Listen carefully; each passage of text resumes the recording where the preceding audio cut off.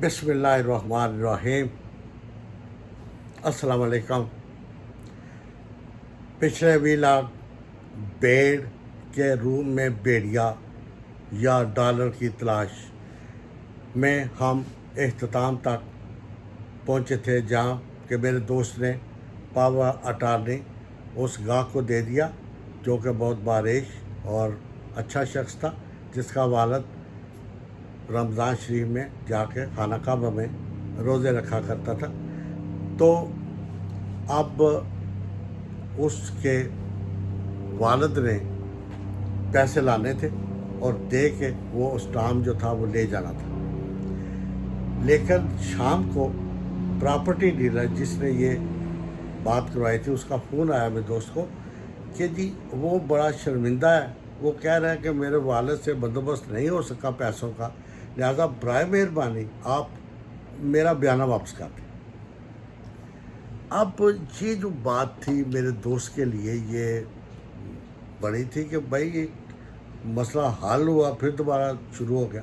लेकिन property dealer का, मेरे भाई ये मैं आपको एक भी खुशखबरी भी देता हूँ, ये आपका सौदा जो कैंसिल हुआ है ना, अल्लाह पाक ने आपकी और रास्ता खोल दिया है। मेरे पास इसी दुकान का एक और गाहक आया है, उसी बाज़ार में उसकी भी दुकान है। वो कहता है कि आप मुझसे ये दुकान का सौदा कर लें। तो लेकिन ये जो साहब हैं वो मेरे पास बैठे हुए, जिनसे आपने वो 10 लाख बयाना लिया हुआ, वो भी उनके साथ ही आए हैं। तो वो कह रहे हैं कि स्टाफ वगैरह पे मेरा 3 लाख खर्चा हो गया, तो बराए मेहरबानी अगर आप ये सौदा ख़त्म करते हैं तो मुझे 13 लाख पेमेंट कर दें, आपकी बड़ी मेहरबानी, आप बेशक इसके आगे दुकान फरोख्त कर दें। तो वो जो दूसरा गाहक आया था उसने कहा वो प्रॉपर्टी डीलर से कि डजन मैटर, मैं 3 लाख दे देता हूँ, आप इनका 13 लाख वापस कर दें, कोई बात नहीं।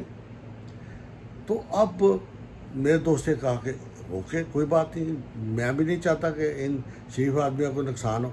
तो उसे कहा जी फिर ठीक है, ये 13 लाख मैं इनको देने लगा हूँ, ये मेरी तरफ से बयाना हो गया आपको 13 लाख का। तो सुबह मैं आके रजिस्ट्री करवा लूँगा, लेकिन मेरी शर्त है कि मैं फुल पेमेंट करूँगा और रजिस्ट्री करा के आपने कब्ज़ा देना है। तो मैंने कहा भाई वो जो दुकानदार है, जो मेरा किराएदार है, मैंने उससे बात नहीं की, बहरहाल मैं उससे कब्ज़ा लेकर तुम्हें दे दूँगा, मुझे 1-2 दिन का वक्त देना, ठीक है। तो सुबह 9 बजे तुम आ जाओ, मैं भी आ जाऊँगा, डील इज़ डन। तो उसने कहा जी मैंने इसको पहले गाहक को 13 लाख दे दिया, अब आपके पास पावर अटर्नी है, वो आप फाड़ के ज़ाहिर कर दें और कैंसिल करा दें। दूसरी सुबह मैं और मेरा दोस्त तहसीलदार के पास पहुँचे, वहाँ वो मौजूद था, उसे कागजात तैयार करवाए हुए थे। उसे कहा जी ये वकील है, हमने वकील को वो पावर अटारनी दिया, कहा इसे कैंसिल करा दो। उसे वो स्टाम्प लिखा, कैंसिल को जमा कराया वहाँ पे, और हमारी रजिस्ट्री होगी। उसने रजिस्ट्री के बाद सीधा मुझे लेके बैंक गया, मुझे नहीं सारी मेरे दोस्त को लेके बैंक गया, मैं भी साथ था। तो उसे वहाँ जाकर उसे 20 लाख नगद पेमेंट कर दिया, हाथ मिलाया, खुशी खुशी हम घर आ गए। दोस्त मेरा खुश, रास्ते में से मिठाई ली, घर जाए बच्चों कराते गए, डील इज़ डन, कोई नुकसान नहीं हुआ। लेकिन शाम को बेल हुई, मेरा दोस्त खाना खा रहा था, उसकी बेटी ने देखा तो नीचे मोटरसाइकिल पे 2 शख्स खड़े थे गली में। तो उसने पूछा कि अंकल क्या बात है? तो उन्होंने कहा पापा को नीचे बैठो, हमने उससे मिलना है। तो बच्ची ने आके मेरे दोस्त से कहा कि अब्बू वो नीचे कोई आपके दोस्त आए हुए मोटरसाइकिल, वो बुला रहे हैं। तो मेरा दोस्त उठा, उसे बारी में से देखा ना, खिड़की में से सारी, तो उसको अजीब सा हुलिया लगा। उन्होंने वो कंबल से ओढ़ रखे थे और सर पे भी टोपियाँ पहन रखी, यानी कि उनके वाज़ह चेहरे नज़र नहीं आ रहे थे, और मोटरसाइकिल भी उनके पास 1 to 5 मिनटों में गायब होने वाला था। तो मेरा दोस्त नीचे चला गया, लेकिन थोड़ा सा वो अलर्ट हो गया, कोई बात गलती है। तो उसे जाकर उनसे पूछा जी फरमाएं। उन्होंने कहा जी कि आपको, मैं उस वकील का नाम नहीं लेता, वैसे ही को नाम बोल देता हूँ कि AYZ वकील ने अपने डेरे पे आपको बुलाया, तो आप हमारे साथ चलेंगे या आ जाएंगे?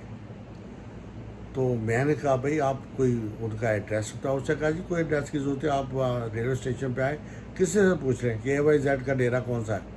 वो सब लोग वहाँ बताते हैं, वो मशहूर आदमी है, वो सियासी भी है, वो यानी कि दूसरे काम भी करता है, वकालत भी करता है, प्रॉपर्टी का काम भी करता है, उसके बड़े झंझट है। तो वो मेरे दोस्त को कहने लगा, जो पीछे बैठा हुआ था मोटरसाइकिल, कि सर आ जाएं, नहीं तो हमें फिर आना पड़ेगा। और ये क्या कि ना उसने ना कंबल का ऐसे खोला तो अंदर उसके गन थी ऑटोमेटिक, फिर उसे कंबल ले लिया। मेरा दोस्त समझ गया कि उसे क्या थ्रेट किया। उसने कहा नहीं जी, आपको आने की ज़रूरत नहीं, मैं बस खाना खा के आता हूँ। उसे खाना क्या खाना था, उसे कपड़े बदले सीधा मेरे पास। मैंने कहा चलो रेलवे स्टेशन पे। मैंने कहा बात क्या, कहते वहीं चल के पता चलता है। हम दोनों वहाँ पहुँचे, स्टेशन जाकर हमने पूछा एक रेडी वाले से कि यार AYZ का डेरा कौन सा। उन्होंने कहा जी वो सामने बोर्ड का दरख्त है, उसके साथ जहाँ पे लाइटें जल रही हैं ना, अंदर बंदे बैठे हुए हैं, वो ये डेरा उनका। तो हम दोनों मोटरसाइकिल खड़ा करके गए, तो अंदर दाखिल हुए तो अंदर 15-20 लोग बैठे हुए थे कुर्सियों पे। सामने एक सोफ़ा था, उसके सोफे पे सिर्फ एक शख्स बैठा हुआ था। उसे मूछें रखे, जवान सा था, ऐसा लगता है जब बॉडी बिल्डर हो। तो बाकी सब जो आसपास बैठे थे कुर्सियों पे, तो पीछे बंदे कुछ खड़े थे, उन तमाम के पास ऑटोमेटिक असला था। तो मैं और वो जाके खड़े होकर मैंने जायज़ा लिया, तो जिससे हमने सौदा किया था दुकान का, वो भी वहाँ मौजूद था। जिसको आज रजिस्ट्री करके दी, वो भी मौजूद था। तो वो जिस को पहले सौदा हुआ था, जिसको 13 लाख वापस किया गया, उससे उसने पूछा XYZ वकील ने, और केड़ा बंदा है जिन्हें 13 फ्रॉड किया है। उसने कहा जी ये है, मेरे दोस्त ने इशारा किया।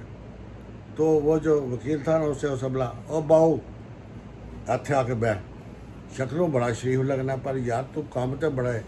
वो है कि असी रजादा रह गया। तो मैं तो उससे पूछा सर बात क्या है। अब मैं भी अलर्ट हो गया, मुझे उसने नहीं कहा कि बैठो या चले जाओ, मैं दरवाजे में ही खड़ा हूँ। तो उसने मेरे दोस्त से पूछा जी बात क्या है। उसने कहा बात क्या है, एक दुकान तुम्हारी 2 दफ़ा तुमने फरोख्त कर दी, वो 30 लाख का सौदा करते हो, तुम्हारा बेड़ा गर्क हो, और 63 लाख तुमने वसूल कर लिया 3 दिनों में।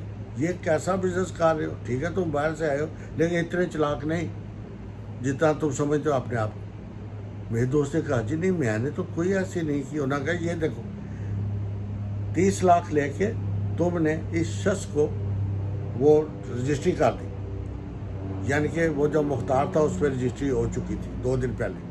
अब आज दूसरे शरीफ आदमी से तुमने 33 लाख लेके फिर वही दुकान रजिस्ट्री कर दी।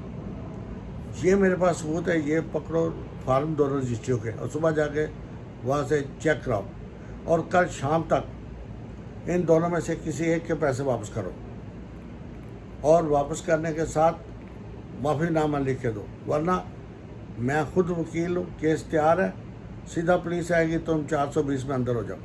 और ये जो तुम कहते हो मैं बाहर चला जाऊँगा, बाहर चला, ये ख्वाब हो जाएगा, फिर हम जाने नहीं देते किसी को। ये देख लो मेरे बंदे, ये जो खड़े हैं ना पीछे असला बरदार सारे, तो ये सारे मेरे बॉडी गार्ड हैं। अगर मैं चाहूँ ना तो यहीं से तुम्हें जाने ही ना दूँ, तुम्हारे घरों में पैसे दे जाएँ, तुम्हें ले जाएँ।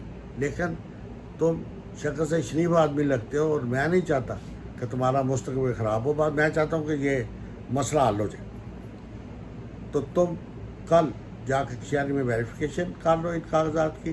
कल शाम को, शाम की अजान के बाद इसी जगह तुम पैसे लेके आ जाना, और एक शख्स जिसको 33 लिया उसको पेमेंट कर देना, या जो पहला शख्स है उसको पेमेंट वापस कर देना। तो फिर बात ख़त्म। जिसको पैसे दोगे वो अपनी रजिस्ट्री कैंसिल करा देगा, वो दुकान दूसरे की हो जाएगी। That's it. अब मेरा दोस्त जो था उसे कहा सर मैं तो मुख्तारनामा दिया है, तो मैं तो रजिस्ट्री की नहीं। वकील ने कहा यही तुम्हारी गलती है, तुमने मुख्तारनामा दिया, उसके तुमने पैसे ले लिए, और अब तुम्हारे जहन में शैतान आया, या ये जो शख्स, मैं तो इशारा कहा उसे कहा ये जो शख्स खड़ा है, हो सकता है इसे तुम्हें कहो कि दोबारा भेज दो, या किसी को पता नहीं चलता, जाओ जहाज़ में बैठ के चले जाओ। तो मेरे भाई हम भागने नहीं देते किसी को, या तो लाश भी नहीं मिलती, पता नहीं चलता किधर गया है, बच्चे पैर ढूंढते रहेंगे कि पापा किधर गया। तो लिहाजा बेहतर है कि तुम सुबह वेरीफाई कर लो। मैं तुम्हें 24 घंटे कल शाम तक का वक्त देता हूँ, कल शाम को इधर आ जाना। अगर तुम शाम को पैसे लेके इधर ना आए तो फिर हमारा अपना तरीका है पैसे वसूल करने का, वो तुम्हारे लिए सूटेबल नहीं होगा। उसे काश पड़ा का वक्त ज़ाया ना करो, जाओ बंदोबस्त करो पैसों का। मेरा दोस्त बाहर निकला, हमने मोटरसाइकिल स्टार्ट किया और बड़ा परेशानी से घर की तरफ लौटे। इसके आगे क्या हुआ, कहानी का बहुत ट्विस्ट आने वाला है, लिहाजा अगला व्लॉग ज़रूर देखें। इंशाल्लाह कल फिर मैं नेक्स्ट एपिसोड में आपको बताऊंगा कि मेरे दोस्त के साथ क्या हुआ, जिसको पाकिस्तान से बड़ी मोहब्बत, वो वहाँ कारोबार करना चाहता, सब कुछ उसका क्या बना। तो मेरे भाई, मैं इसलिए कह रहा हूँ कि शायद मेरी इस सारी दास्तानों से ये हकीकत पर मबनी है, कोई अफसानवी बातें नहीं। शायद आपका कुछ भला हो जाए, आप थोड़े से ट्रेंड हो जाए कि ऐसे ऐसे भी हो सकता है इधर।